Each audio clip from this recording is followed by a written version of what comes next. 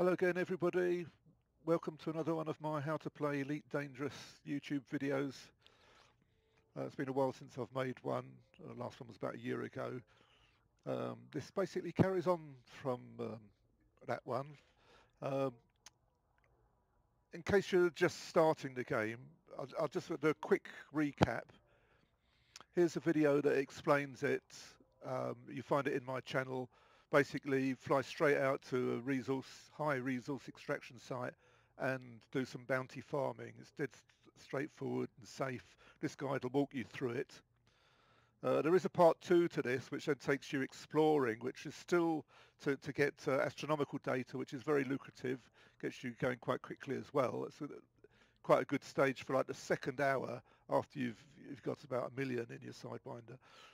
But it's they've changed the way the scanners work, so it's now out of date from that. But if you look for a YouTube video how to use the discovery scanners, you can still do that, but that video doesn't explain the latest changes that they made. The money making is the same, and the method's basically the same, but it's just the way you actually scan the planets. It's now actually quicker, so you can make even more money. Right, so basically what that involved was getting the bounties, and after the first hour you get up to about 2 million an hour if you got a nice place to do it. And so after about 5 hours total, you can have 9 million like I've got just by collecting bounties. So you don't have to do anything other than that. It's quite good fun, but after about 9 hours you might be getting a little bored with it. So this is about mining, and what we're going to do is fly out to some icy rings in those like Jupiter type planets and crack open the rocks in the rocky belts and get the very valuable stuff that's inside. And this will get you at the start about 50 million an hour, and it'll rapidly get you up to an anaconda. And when you use an anaconda, you can get really big money, like 100 million, 120 million an hour if you do it right. By that time you'll have a bit of experience at it and you'll have found your best place to do it. So if you just want to make money, it's quite good. You don't need a lot of skill, don't need too much experience for this. So I'm going to walk you through it. Now there's loads of other videos on it, and I have to give credit to them. I don't know who they all are. Down to Earth Astronomy is usually one guy that does things quite well. But I tried to learn from those, and there was lots missing, and it took me a fair while to figure it all out. So what I'm going to try and attempt to do, well, this is why my video is always different to the others, I go through the detail and try and cover everything, so that if you know nothing, you should be able to do this activity. Right, so unfortunately a sidewinder is no longer sufficient to do this. The ships you can use, the ships I would use at the beginning of the game, uh, the cheapest one you can do it in is a Cobra, and if for that you need about 8 million. So I've got 9 million now, so I can do that. An Asp Explorer, to outfit that one, you need about 22 million. So if you followed my part 2 and went and did the of the other video and went and did the collecting the astronomical data, you probably got enough to get your Asp Explorer. So 22 million, and I'll show you how to outfit that at the end of this video. And if you've got 100 million, you can get a Python. That's a really good ship for this. And if you've got about 400 million, you can do it in an Anaconda. You can do it in loads of ships, as long as you've got the right number of hard points and module bays. But I'm going to start you off in a Cobra. It's not quite so convenient in a Cobra, but one trip should get you enough to get your Asp, or you could do 3 or 4 trips and go straight to the Python. The problem with the Cobra is the cargo capacity. You'll only be able to crack one rock, and then it'll be time to go back. Whereas in a Python, you can stay there all evening and get yourself, like 100 or 200 tons of stuff, which would be worth, 120, 130 million or something like that. And you can do that in an evening, dead easy. Right, so let's get down to some nitty gritty. First of all, we need to change our ship to the Cobra. So Where are we? Cobra Mark III is the one you want. Right, here I am in the Cobra now. I just want to explain a couple of things about outfitting. So this is how I would do my ideal um, outfitting of a Cobra for this purpose. One important thing here, the abrasion blaster. Um, I did originally have two in these two small slots, but they didn't converge when I was trying to aim. Uh, you, you can't get far enough away to for them to converge on the target, and so they landed either side of the target every time. I had to sort of try and shoot with one rather than the other. It was really awkward. So I moved it into this slot here and just use one, and it works perfectly. So that's okay. Um, when it came to the actual outfitting at LTT 15574, where I'm sitting at the moment, they didn't have 4C thrusters, so I had to use uh, 3C thrust. Sorry, 4C by weave. I've used a 3C instead. I think that'd still be enough. Um, the what you need the shields for is two things. First of all, you're going to get interdicted a few times, so you're going to take a couple of shots while you outrun the interdicting ships, but we've got a really good speed here. If you've got anything over 400, you can usually run away with hardly taking any damage. So I don't think I'll need the shields much. The other thing you need them for is when you're in the doing the mining, you're really close to a lot of rocks and you keep bumping into them, and it knocks down your shields bit by bit. And with bi-weave shields, they regenerate much faster. So between the bumps, they've regenerated again. While as if you used, say, 4A normal shields, they'd keep getting knocked down, and you might get to the point when you haven't got enough shields anymore. So that's why I use bi-weaves and not normal ones for this sort of thing. Um, so let's get on to the mining stuff now. Uh, the things you need for this particular mining are, let's do them in sequence. The detailed surface scanner to help you, to enable you to find the the mining hotspots.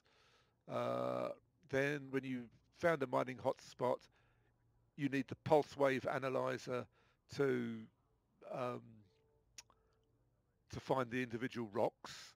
Then when you've found the rocks, you need the seismic charge launcher to break them open. And then when they're broken, you need the abrasion blaster to knock the fragments off. So it's these things here, 1, 2, 3, 4. The rest of the stuff is standard mining stuff. Prospector limpets you need to show what's in the rock that you've found. The refinery to convert the fragments into sellable stuff. Collector limpets to hoover the fragments up to bring them to the refinery. You don't necessarily need those, but they don't cost much and it saves a lot of time. As much cargo capacity as you can get, whichever ship you've got, and that's it. The other stuff is standard.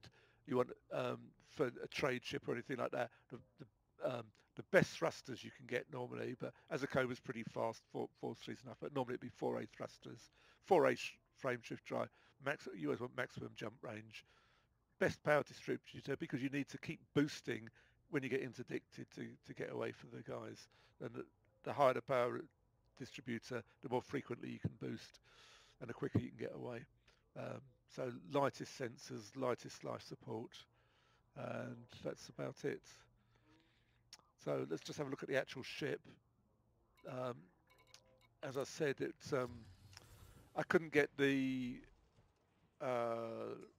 4C shield generator. Got the 3C one instead, but he can see. If you just want to like pause this at any time, I'm going to just flick through it so you can see what I've done. There's the two mining things. Utility, uh, shield booster, pulse wave analyzer, core internals, exactly as I just showed you, 4C thrusters, and the optional internal. Here's the 3C shield generator. So you can just see what slots things are going. It's the same as what I just showed you. So that's it, pretty straightforward. When you close this, you're going to get coming up here, it's just here, a reminder about fire groups. So you need to nip across here to the right-hand panel to do your fire groups. So it's the fire groups panel. And there'll be 2 columns when you start. I don't know whether they'll have anything in them, but clear out anything that's in them. So what you do, you select the circle you want, and when you click it once, you get a 1 in it. When you click it again, you get a 2, and when you click it again, it goes back to 0.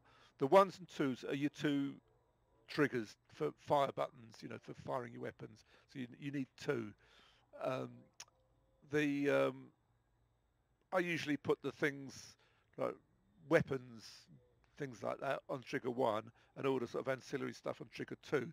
So what I've done, I've put all the limpets, prospector and collector limpets on 2, and all the other things on 1, and a detailed surface scanner on 2. Now let me just explain how it works. You're going to do things in sequence. You're going to find um, the belts first of all, where you're going to do the mining, and then the hotspot. So for that, you need first of all the discovery scanner. We probably won't need it, you know, when we're going to places where we know. But if you're out just looking around for decent mining, you do need that to locate the planets.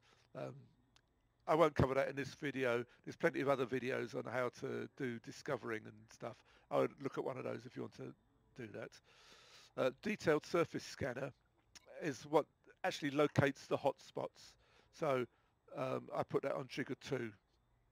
Then, then once you've found the hotspot, you fly into it, and then you've got to start looking for the rock that you're going to blast open. So the pulse wave analyzer is the thing you keep firing to light up the rocks. And then once you've found a rock, you use a prospector limpet on it to identify what's in it. So logical, trigger 1 and trigger 2, as I've got there. Then when you've done that, switch fire groups again. And we've now got to blast open the rock. So we've got our seismic charger on trigger 1, which is like the weapon, and the collector limpets on trigger 2. You don't need the collector limpets on it, but you might as well have them there because you're not using the trigger for anything else.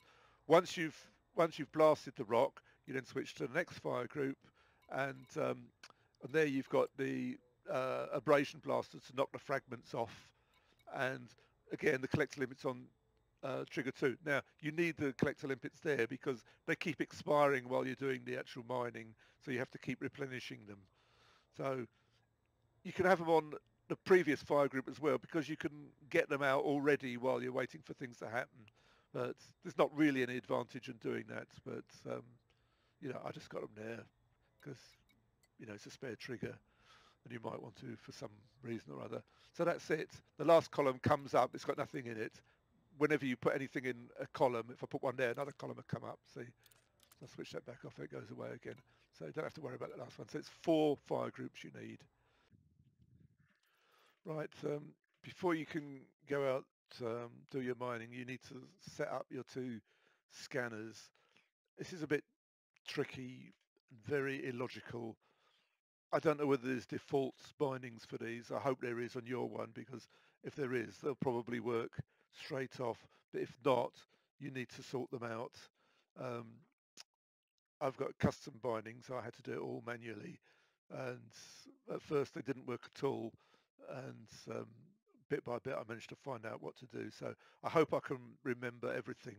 So you go to your key bindings and under mode switches, I think it is, right down at the bottom, here it is, switch cockpit mode. You need a key for that. And enter FSS mode. So you need 2 keys or switches for those to operate into these modes. But interestingly, you need to be able to get out of them as well. And I found that you didn't press the key again to get out. If you pressed it again, you stayed in. So that's a bit unusual. You know, you would think, why didn't they put an option to toggle it, which would be much more logical. So anyway, you need two switches. It looks like I've got the same one. They're not. I've got two identical joysticks. I play with two joysticks instead of a throttle and a joystick, and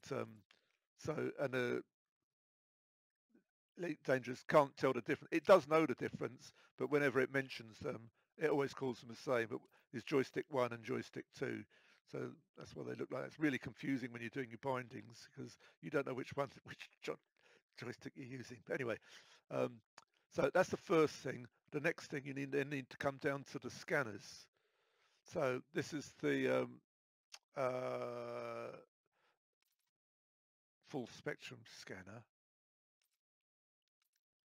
So you need a pitch axis, a yaw axis, zoom in and zoom out, and tuning axis. So however you do that, I don't know what controls you've got. You got to figure that out. So look at what's in your ship and so, you know what you're using to control that. It's a real shame they didn't just copy over these things from the ship controls. It'd make life so much easier, you know, because basically you're steering the thing just like you do steering a ship. I don't know why I need to make it so difficult. Right, and come down uh, a switch or button to do the discovery scan. Um, and here we are. You have to specify the key to leave the scanner. Now remember before, up above on the mode switches, I've got joystick 17 switch set to enter it. So I've now set it to leave it as well. So now I can toggle it each time I press it. Absolutely ridiculous. They didn't just put toggle in the top, you know, because obviously if you've got into it, you're going to want to go out at some time. Anyway, so you need that one there. And I think that's the only other one. So if nothing else, just sort of copy what I've done. But you need something in there. I don't mean type joystick 3 in there and use a switch, but those fields where I've got a switch, you need something, and then yours should work. Then um, further down, I didn't change anything. The detailed surface scanner, you're going to use that, so that's that's quite important. So same thing again, you need an exit button, in which my case is joystick 4. I can't remember which one that is now. I suppose I don't know whether I could have used the same one again, but anyway, that's the button I assigned to exit. So you need a button to come out of it. The same thing, otherwise you're locked into it. Then when you come to the third person view, I mean, why do I have to describe it like that? I don't know, but basically you need a yaw control, a pitch control, a field of view control, you know, a variable one. So I've got those on axes, and you need to figure out a way to do it. These sort of things, you know, you can probably do if you've got an X52 on a slider or the rotational knob or the twist or something like that. So there's those three are the main ones and the exit button. So when you've got all these buttons assigned, then you're good to go. Right, now that we've got everything outfitted and we've got the right ship and everything, we're ready to go, but we've just got to figure out where we're going to go exactly. So we need to find a planet with icy rings. That's where the high value stuff is. That we're looking for is low temperature diamonds, void opals, alexandrite, grandier iterite, and maybe some other things. Not um, bromelites. It's not worth very much. Have a look in the commodities market, see what the valuable things are. So if you just go for those four that I mentioned, you should be okay. Right. So the first thing you can do, if I open up the system map, you'll notice that in this system there's loads of planets with rings. So I think you'll find that one's got rocky and metallic rings. All the rest have got at least one band of icy rings. So if I just click on the first one, click on that one there, and when you scroll down, so it's got two rings, metal rich and icy ones. So you go to the icy rings and look there. That did have a hot spot. Well, no, so I haven't been to that one. I think it was that one I went to. Um, so that one's probably well mined out because it's right close to a station. So a load of people will be looking for void opals and stuff. So, you know, you might struggle to find much there. I don't know, but or you can go to one of these ones. Obviously, the further you go, the more chance you got of finding some space that hasn't been mined before. You can tell what's been mined before because you see these big white clouds there. As you're flying through the rocks, suddenly there'll be a big white cloud. Think, what the hell's that? You know, and it's because somebody's blasted a rock there before. So if that's the case, get out of there and go somewhere else. You can just jump into Super Cruise, fly a little bit, and then land again. As long as you land in the yellow bit, you'll see what I mean later. You'll be okay. And just a 1 second takes you a long way from where the other people have been. And these hotspots are actually massive, but everybody flies directly to the center of the thing where the navigation takes you, and then they carve a straight line to the planet so they don't get lost where they're going. So that area you can guarantee is mined out. So go anywhere else but do that. Right, so that's one thing you can do. Or you can, you know, have a bit of fun. Open the galaxy map. Just click on a nearby star. Can I get that one? I haven't got this right. Let's have a look what's there. Frigaha. Yep, more ringed planets. That looks like icy rings. Same with that one. I bet if you go there, you probably got the place to yourself. Nobody's been there before. I've no idea whether there's any hot spots there. You have to go and find it out. So some of the fun is trying to find your own system somewhere. That's why I say you want to fly once you've experimented with it, go and fly for half an hour just out in any direction. And when you get there, you use this next tool. So let's have a look at it. So here we are, www.spanch.co.uk. Lot of nice stuff in here. You can use it for all sorts of things. Have a play with it later, see what there is. But I'll save some time. Click on the bodies tab. You type in wherever you are in there, and then how far you want to travel to your icy rings. You know, if you've already flown 100 light years, you probably don't want to fly another 100, but just move that slider to whatever you want. Then down here, add filter, type, icy. There's other types of rings there. Put that in there.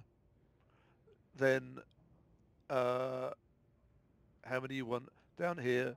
I think that comes after the search, but so search, and you'll see some black fingers here that tap for a very long time. It does take quite a long time to do its search, so just bear with it. Just when you think it's frozen and you're about to close it down, suddenly they appear. So there you are. Once you've got the list, you can change it to how many on a page if you want to look further. I've set it 100 at the moment. So there's all the ones in this system. They're obviously the nearest. There's those two Frigaha ones, and there's loads more here. You know, you could go straight out to one of these ones, find one with a funny name. You're raised here, but not many people have been there. Go there and see what you can find. You know, you might find your low temperature diamonds hotspot. The best is when you get two hotspots overlapping, both with high value stuff, or even the same. I haven't seen one, but you probably get two. You could even get two low temperature diamond ones overlapping, which means then where they overlap, you got twice as much chance. You can see when they overlap. That'll all make sense later. So anyway, that's how you find your system. Go there, do your mining, and I'll show you later how to sell the stuff. Right, so here we are. We've just arrived at the planet. So the first thing we need to do is switch to cockpit analysis mode. Oops, so yeah, I'm in analysis mode. So now I need to, if I pull my trigger for my scanner, detailed surface scanner, we get this blue comes up. So I need to choose the right fire group. So where's it gone? There we go, surface scanner. Right, So you want it sort of just about filling up your screen so you can see it all at once. And then we fire the trigger a second time, and it changes to this weird screen. This is where you need those axes bound in the things, otherwise you can't point it. So then just fire. That's with a secondary trigger again. And the little probe goes in, and this happens. And we got 2 hot spots. Now it looks like we've got a double one over there. So now I exit that mode. Now when I go back, so I exit it, went back to it, it's come like this. So I can see the orange spot. Now, if you fly exactly to if I look on this side here, navigation, now what you'll see at the top, an Alexandrite hotspot and a bromellite hotspot. We don't really want bromellite, and a grandidiorite hotspot. So Alexandrite or grand will be okay, but it looks like we've got an overlap. I reckon 2 of them are in one, but I'm going to go for this with slightly more. Oh, it's around the other side. I want to get in that yellow spot there. Trouble is, I bet a load of other people have as well. So forget all that. I'm just going, unless it's a bromellite one. We don't want bromellite. It's not hardly worth anything.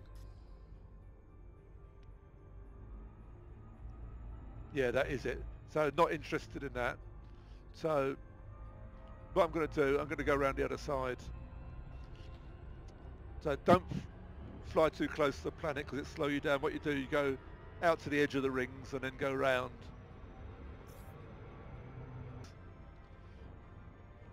Now, if I come back to it, it's this one here. What you don't want to do is fly straight to the centre of that, because that's where everybody else went. And then what they do, they fly straight towards the planet, and so that line from the centre to the planet will be cleaned out. So we just want to choose anywhere else, but it's sort of bright yellow. That's massive, millions of miles, so you know there's plenty of room for everybody, but don't go too close to that centre. So I'm just tilting around. Slow your ship down as you go in. As long as you don't go out of the blue zone, you're right. Let's try here. Yeah, don't go over the blue zone once you crash into them. Just throttle back when you get close. So here we are. Now the first thing that's going to happen is some pirates are going to come. So you might as well just sit here.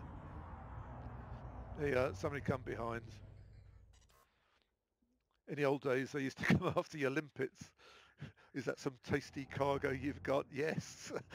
Certain death follows just because you got some limpets on board, but now they've wised up to that they're not worth anything. So we've got a policeman has come. He'll come and scan us.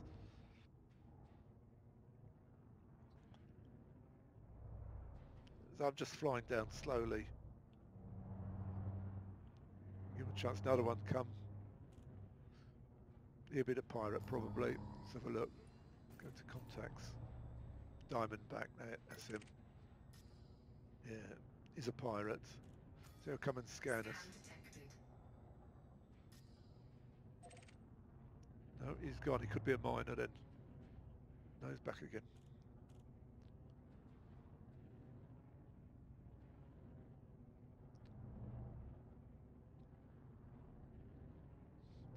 Trouble is, if you don't wait to let them do their thing, they start trying to chase after you. So if you've got a really fast ship, you can just keep boosting and outrun them. So it looks like the policeman's done his job. He won't bother us anyway. So we come down to the rings. Now we're still in an analysis mode. So we can pull our primary trigger now. And we got the discovery scanner. That's not what we want. So next fire group now, we got the pulse wave scanner.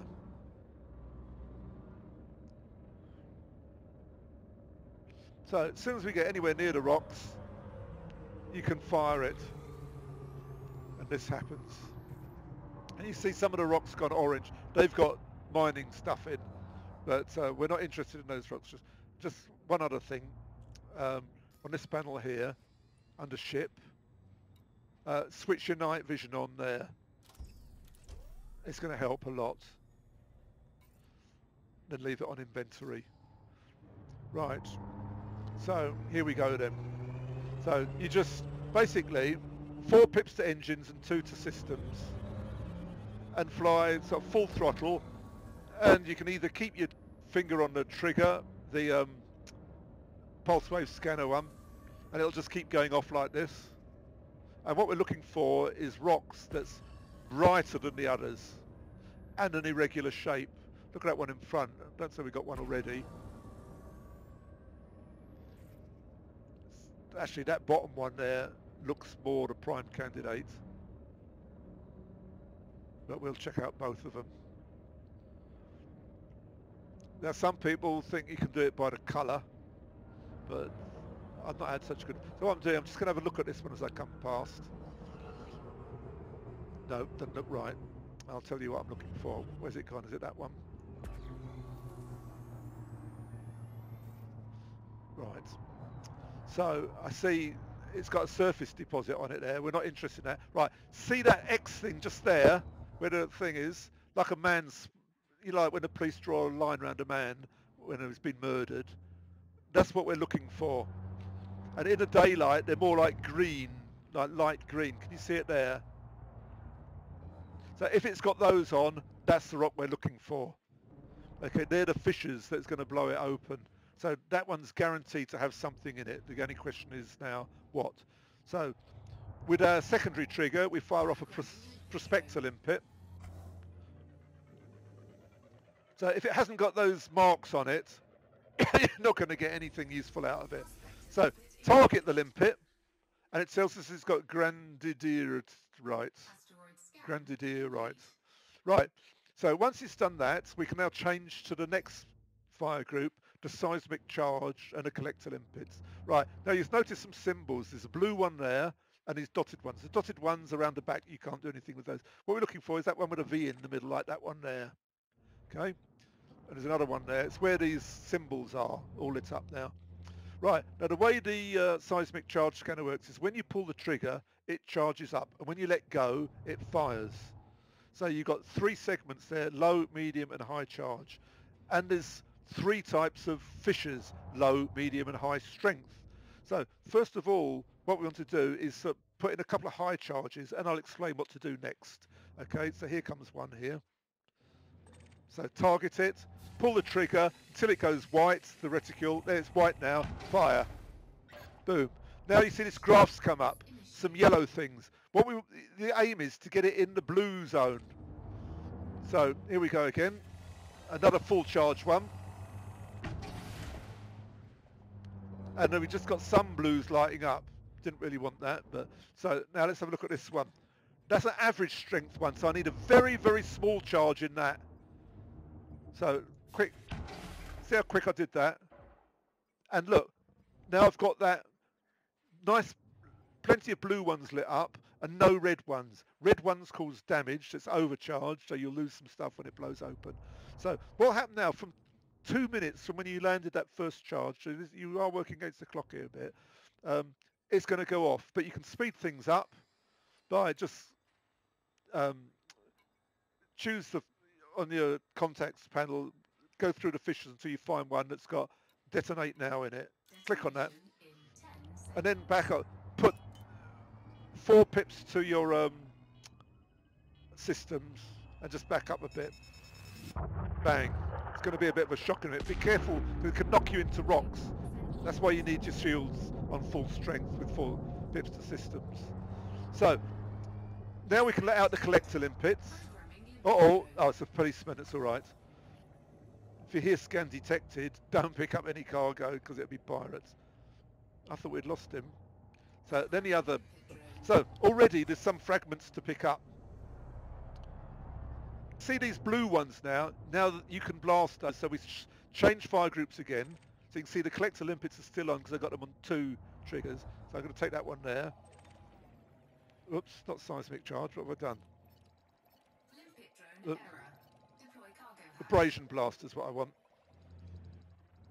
Oh, open your cargo hatch because they can't come in. That's what that message is. Right, now fire this thing. And you just hold it, goes off. Charges up, so it's a bit late. See, it's got knocked off. Now try the next one. Missed. The trouble is they're moving, so it's not dead simple, but you'll get the hang of it after a bit.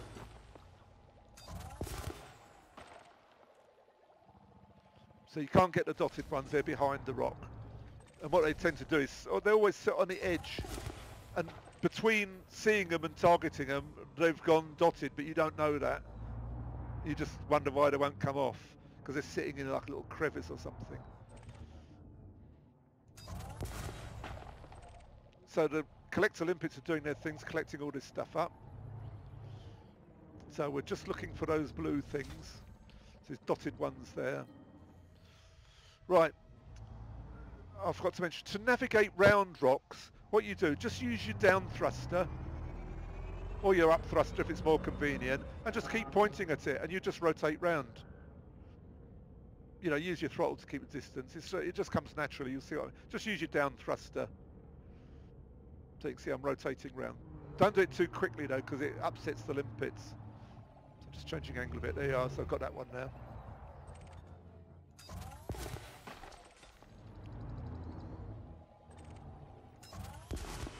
And it's the same as when you want to inspect the rock for those fissures. I forgot to mention it before, but just use your thruster, your down thruster.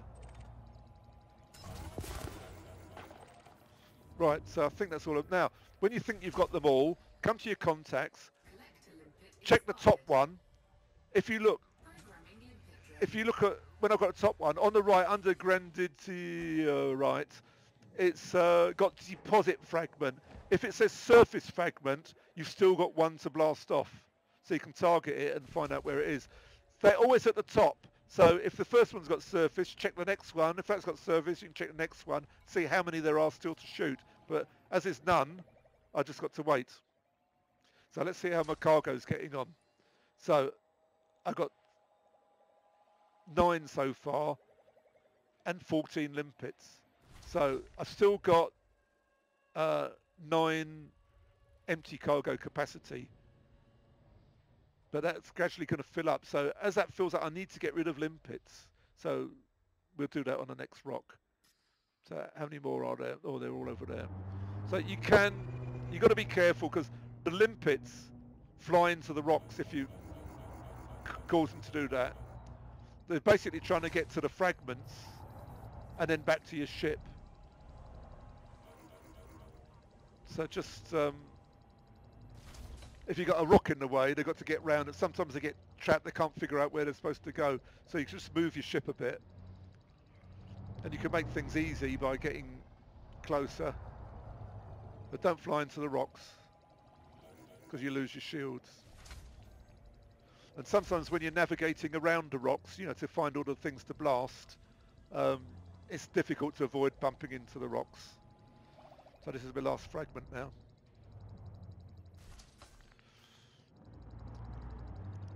So now just find your way out. What will happen is there'll be a big white cloud left behind. So if you go somewhere, like when we dropped in here, if you start to come across white clouds, it means somebody else has already been there. So we know where we started, but what we want is a direction.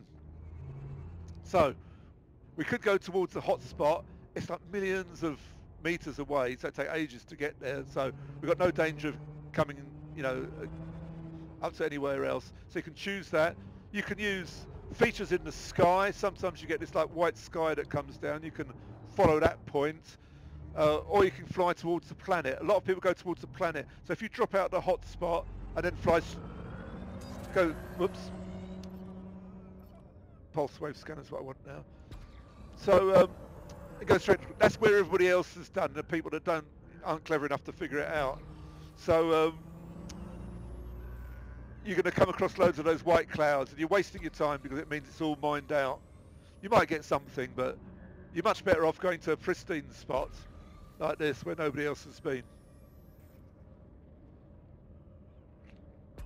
Now, in another ringed planet, the things you're really after is void opals. They've got those in one of the other planets in this system, but it looks pretty well mined out. And low temperature diamonds, you find them as well. But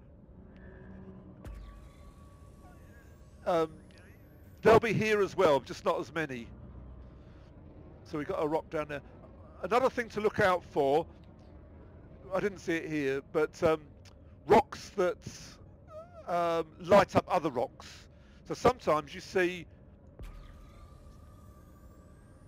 the rocks around something shining, but not actually lit up. And that's a clue that there's something behind them, a really bright one, lighting them up. Sometimes you have 3 or 4 rocks. See, that's not very bright, that one. So what you do, you use your oops, so I should have 4 pips to the engines to cover the maximum ground. Use your up thruster to get just above the rocks and point down a bit so you can see what's going on without having to keep dodging them. So just fly just above them.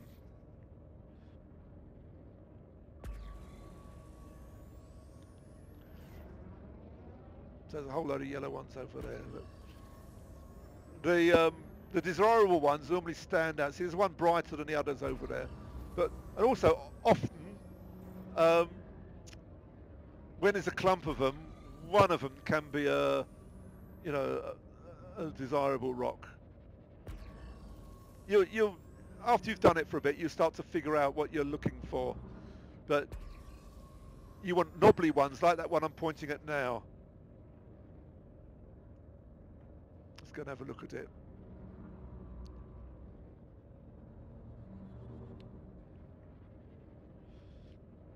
Oh, I've got the cargo scope. I wonder why I wasn't going very fast. That was slowing me down.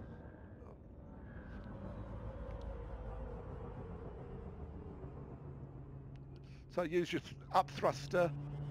You can have a look round. See, it's got a surface deposit on it. That's why it's glowing, quite bright. But it hasn't got those funny symbols on that we're looking for. Let's put pips of weapons.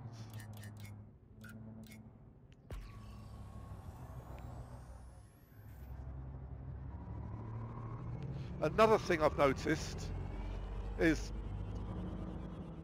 the game's making noises and sounds and things, and occasional musical notes, but occasionally music comes, like exciting music, you know, and surprise, surprise, I come across what I'm looking for right there. So listen out for the music. If you hear the music, have a good look around, because it could be hidden behind something. So I'm still using the hotspot as a guide, but I don't want to get too close to it because that's where everybody else would be. There's a couple of brightish ones here. This one on the right looks more promising, but it doesn't look quite bright enough. It's nice, yeah, it's got something, but probably surface ones. Let's have a close look. See, on the dark side with the night vision, those symbols light up, but I can't see anything. Oh, what's that? There we go. That's what we're looking for. So we can fire out Prospector Limpet, target it, see what we can get. Now, even here, though we're looking for Grandiorite, whatever it was, there's other things here as well. That's bromellite, which isn't worth very much, so I'm not interested in that. So we've got to go back to, oh sorry, I was on the pulse wave. There was another one nearby, wasn't there, that looked quite promising. I'm just going to have a look around.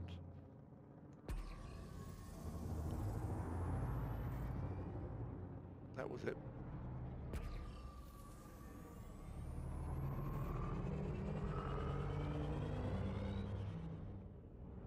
See, that's lighting up the rocks around it. It's certainly got something.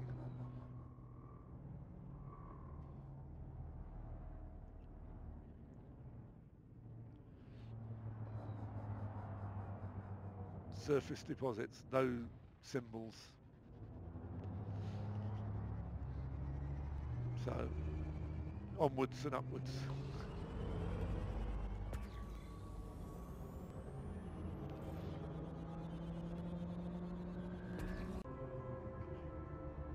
Right, music. There's something around here somewhere, based on past experience.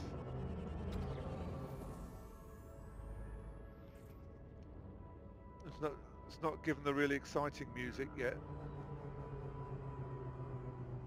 Let's have a look around.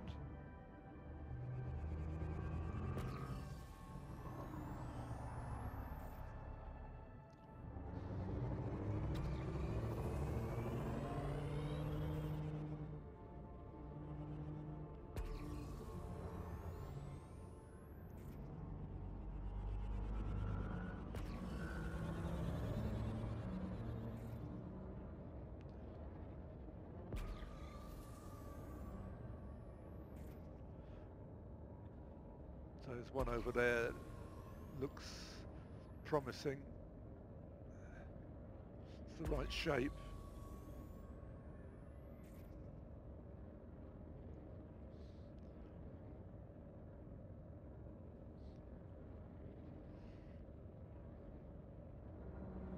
Looking at that one down there as well.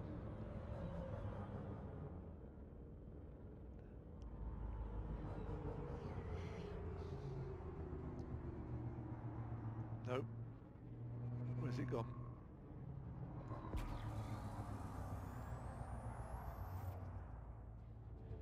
Where's the other one gone? Oh, there it is. See, really bright orange, like 9-carat gold. That looks like the mark, was it? There. See it? There's another one up there as well. So let's just hope it's not bromolite. Target the drone. Alexandrite, that's okay. That's worth about 500,000 a ton. So change fire groups to seismic charge and same procedure. So that's a thing. Full power one.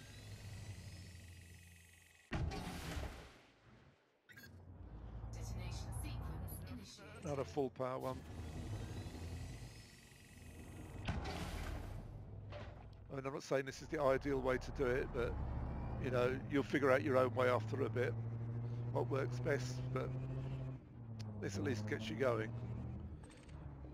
So what's that? That's an average strength one, so I'm still going to try another high charge one. Still not enough. There's one, so this one's got to be just a little bit. That's a low strength one as well. So, oh, still not enough.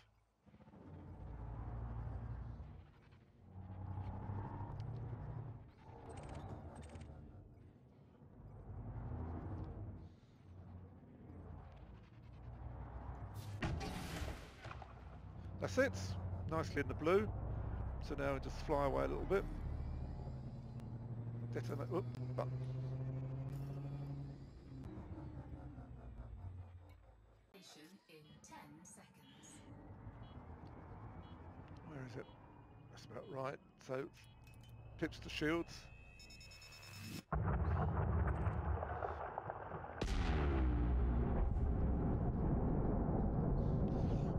Right, one's a weapon. Rest don't really matter. So limpets. Fire groups to abrasion. And let's, oops.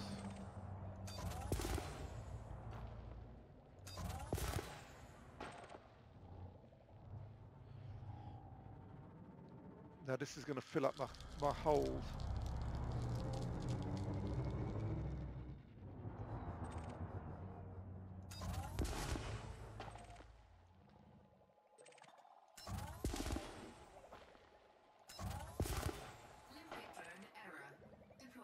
Oh, done it again.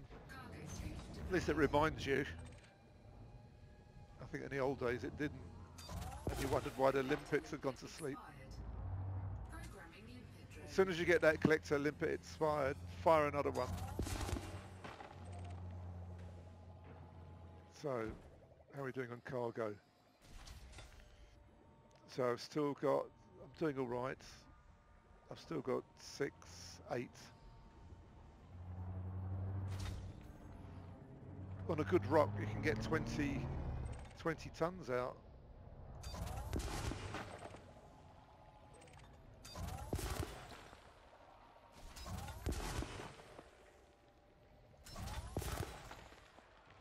Keep jogging. Got him.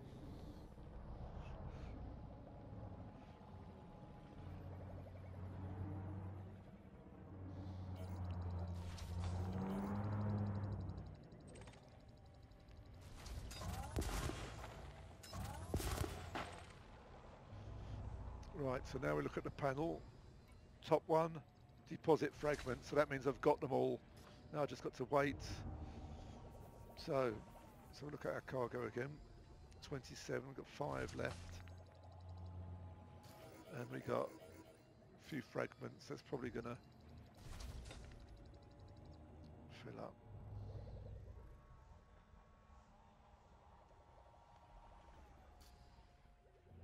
So what you can do is switch to prospector limpets and just fire one away. And you've got to wait for it to reload. And then fire another. So it's got rid of 2 tons. So now when you look, 27 down. So I'm going to call it a day after this one because time it takes to find a rock. So if I can end up with about 29 tons, hang on, doesn't that add up? So no, sorry, I've got 13 and 9 so far. It's not a lot, 22. So that's about 10 million maybe.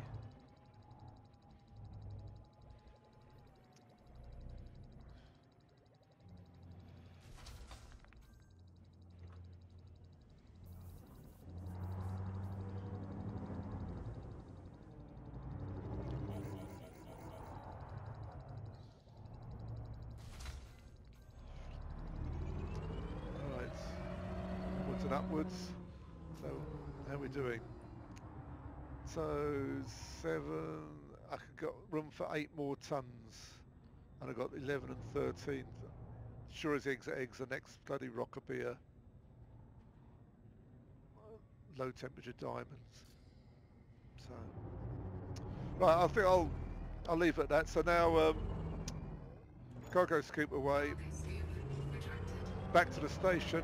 So this is the same as the resource extraction site, just turn at right angles, 4 pips to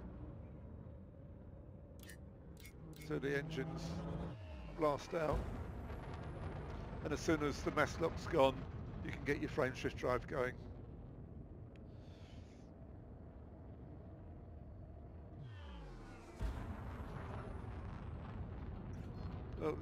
Put your weapons away.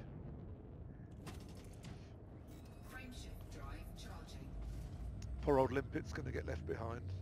4, 3, 2, 1, engage. Yeah, so it looks like 2 trips and you can get your asp. And once you've got your asp, you know, it's probably one or 2 trips in that to get your python. But you might just want to stick with this ship until you know, and go straight to your python. Saves a lot of messing about, because 1 trip is going to be about the time, by the time you've done all your outfitting, everything on your python, you could have had another 20 million. Where's this? No, I haven't done the station yet. Wondered where I was going. So back to Haxall Port. You can go to any station, doesn't really make much. So you can see the prices which you get in this station, but you can make a lot more money than that. And look at low temperature diamonds, 500,000. Void opals only 300,000. What we can do is use a third-party tool, and here it is here, inara.cz. So go to this website, https inara.cz. Um, then click on Galaxy, click on Commodities, click on Common Commodities. Then up here, where's it gone? Oh, slide. Type in what it is. You've got a pull down here. You don't have to type it in. For what it is you want to search or sell, type in the star system where you're at. In our place, it's LTT 15574. When you type it in, it offers you a confirmation which you click. Then you search, and it'll go to the buy page. Always, it looks like it hasn't found anything, but you have to click on sell. Even if it's already on sell, it still goes back to buy. So here we are. This is Void Opals, and we can see here at Haxall Port, 322,000. Look down here, 1.4 million.